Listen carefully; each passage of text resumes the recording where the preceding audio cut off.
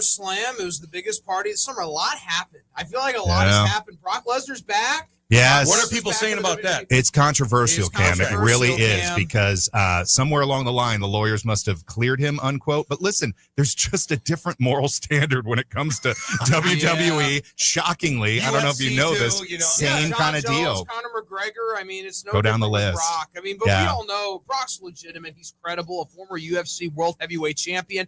He was an NCAA Division I champion at my alma mater, the University of Minnesota, in 2000 when he won at the 285-pound weight class. The dude's legit, a legitimate beast. He almost made the Minnesota Vikings in the NFL. The dude is a physical specimen. He prints money. It doesn't matter. The dude prints money. And he's one of the biggest box office attractions in professional wrestling. The dude's legit. He's credible. He's the type of dude of, I'm a fan. I'm scared to jump over the guardrail to get into the ring because I know I'm going to get beaten up. And that's the power of being a legitimate draw in professional wrestling, is the fear factor of, these are guys that they should look like people who, if I jump over the guardrail, I'm actually scared they could beat me up in any situation. If I'm at the bar, if I'm at school, they're the kid that's going to punch the lunch tray off of me. That's Brock Lesnar. Yeah, and that's he why can beat up everybody. He Yeah. can beat up every one of those wrestlers, and they all know that too. Oh, yeah, But he's when a freak. I see him wrestle, of all the other guys, I'm like, yeah, guys take a beating, but like when he does it, I feel like he doesn't know his strength sometimes. Correct. I can imagine he does whatever you want. And we have to give shout out to our co-host on Wrestling on the Spectrum, 11 a.m. on Saturdays. Tony Patrico called it. He called it. Patrico called it. He called the Seth Rollins thing. That was the big work on Saturday night for those who on the scripted side there. It turns out Seth Rollins had a injury, and it was a work, or what we call, this was scripted the whole entire time. Yep. Have you been seeing Netflix Unreal show? Not Sarah yet. and I are addicted to that. Not thing. yet, but I heard it's really good. Fascinating. It's Big deal. Brody, what did you think? I mean, we're seeing behind the curtain. I enjoyed that. I enjoyed the show. You got to see the characters I previewed. Bruce Pritchard and Michael Hayes, they were on there. Ryan Ward and Ed Koski, some WWE writers you never got to see on camera before there. A lot of Paul Levesque interacting with The Rock. That was really cool. CM Punk, Rhea Ripley, Seth Rollins. Right. Got to see some of your favorite professional wrestlers on there. And I thought the great part was how they talked about how they came up with the John Cena heel turn. Paul Levesque, like I called 5 people: Nick Khan, The Rock, Cody Rhodes, and John Cena, and nobody else knows about it. Right. I'm directing the truck, and you're literally seeing in front of you how big moments happen in professional wrestling, and it's a reality TV show. If you like reality television and knowing how the sausage is made, it's definitely a show for you. And of course, a funny scene in there. The sausage is made. I like that. Let me tell you, there's a lot of sausage, a lot of meat back there. And of course, a funny scene in there was with the Abyss and Bruce Pritchard when the match on the opening night of Netflix. Did you see this, Jeremy? Went long. Yes. And he literally, Abyss was so apologetic about everything. It was so funny. And then Bruce gave him a hard time. Oh, it was hysterical. It was awkward. And let me say that what struck me the most when Sarah and I were watching this is how much coordination. We knew the referees were relaying information. There is whole conversations going on with the truck, and a producer of the match is telling them what moves are coming up next so they can zoom in, get ready with a rack focus. It is chaos behind the scenes, but coordinated. And what Brody's referring to is they are really, like this show, have to hit the time. So you see Bruce Pritchard, the former Brother Love, like standing up and staring these producers are scared to death. Wow. And I can't imagine what that was like with Vince McMahon. Oh my God. Back in the day. I saw some people reacting to that kind of, I guess for them, they didn't like. They thought it was overproduced. Essentially, like they liked the actual inside look at it was obviously very interesting. But I saw a lot of people reacting to the fact that they didn't like, and it felt that it was overproduced. Like they wanted there to be a little bit more, I guess maybe communication between the wrestlers, like it kind of used to be. As the way to like set things up, feel the crowd. All the communication was producers to the wrestlers. Right. It wasn't between wrestlers. Did you get that sense as well? Yeah. That it felt a little too That's a good manufactured. point. Yeah, it probably did feel a little too manufactured, but I think the idea of Unreal is that they're trying to feature these writers and the writers' room. They're trying to do, it's just like they tried to do with Hard Knocks a few years ago with the Giants, like it's the war room and everybody's there. Oh, okay, yeah. It's like, in Hard Knocks where it's like we're going to see the process of how we draft Malik Neighbors, and this is how it's done. I think that's kind of what they're doing here. This is how WrestleMania and the Royal Rumble is done, and we're going to show you all the writers and the writers. It was funny to see some of them on Zoom. Right. And then Paul Michael Heyman's Hayes. just in there literally leaning into Paul Levesque. It was everything really we great. could have imagined. It's just guys like us and gals sitting around, booking the territory, coming up. They got a whiteboard. And they're like, what do you think of this? But they're always preparing for something unexpected. So, and speaking of that, I thought one of the clips that went around that got a lot of popularity was them not realizing Triple H and them not realizing who their extras were, because one of the wrestlers pushes a fan. Don't push a fan. Do not push fans. And then finally somebody guys realize in his ear, he goes, "Oh, that's our extras. We're good. We're good." Well, fun fact, there's hilarious. I love that there's so much. I said to Sarah, I bet they were maybe even covering. Yeah, that's an extra.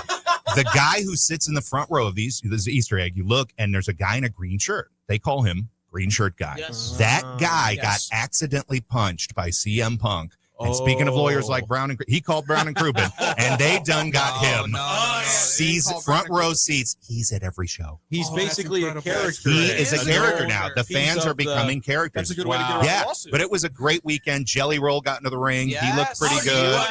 Hey man, he's a fan. You can tell. They lost though, like I predicted. They lost. But, right. You know, he took the lost pin. a lot of He weight. did. He did take the pin. He's going to come back, baby. The famous guys never take the pin. They never do, but he took the pin. The job, baby. But you know what? It was a nice little tag team skirmish. It was. How do you like Logan Paul? I love Logan Paul. You got to give him his flowers. He is athletic. He's unbelievable. Markets well. Yes, they showed that clip with Speed, the YouTuber. Speed, Braun Breaker spearing him. I don't care if you say this is rehearsed. That hurt like hell. When he hit him and his leg was all screwed up, I felt bad. That was a little much. Oh. Can we say for a kid that was a little much? Oh, I would say so. But I think Braun leaned in a little stiff like Cam on the ice. Like just boom. He put a little stank on that. I love Paul Levesque's grin after he said, I they should love be it. going to the Rumble. And they then love he's it. there like literally Mr. Burns with the fingers. They're the still grin. carnies. They still love the violence. They still. I can't imagine working there. What's the difference between SummerSlam and WrestleMania? SummerSlam's in the summer, and there's your trivia question. Winner, ding ding ding. Well, Cam. Got him. Brody with the Stone Cold Stunner. Stupid question. No, my bad. And a smart ass answer. Now, except that WrestleMania is older than SummerSlam. I mean, WrestleMania's been around longer than SummerSlam, but now they're both two-nighters, and they're both ways to get sucker more money out of you tonight. But the history of this goes back where Vince is trying to defeat the competition. He needed a big event in the summer. So the original pay-per-views were like on Monday nights from Madison Square Garden. Yep. You know, the old school Macho Man and Andre the Giant, Hulk Hogan. So it's evolved, and this was the first two-night one. They're going to do another two-night one coming to Minneapolis, next year. Next year, Minneapolis. So it's big business, and it's only getting bigger, Cam. They just announced today that ESPN is going to carry the WWE. We'll call them pay-per-views now. $1.6 billion Disney's paying. Following the UFC model. I promise you now, we're all going to be paying for these pay-per-views, which kind of sucks because you ever ordered a UFC on ESPN Plus, you have to have a PhD. You have to be like an IT to get this stuff done. It sounds this was supposed to be. Are they putting it on a new, is it going to be ESPN Plus? I read that. I don't know. I read something now. I haven't had a chance to dig in. I think ESPN is rolling out something completely new, like an open. Right. I think it is. I think it is. It's going to be a brave new world. Take every last drop.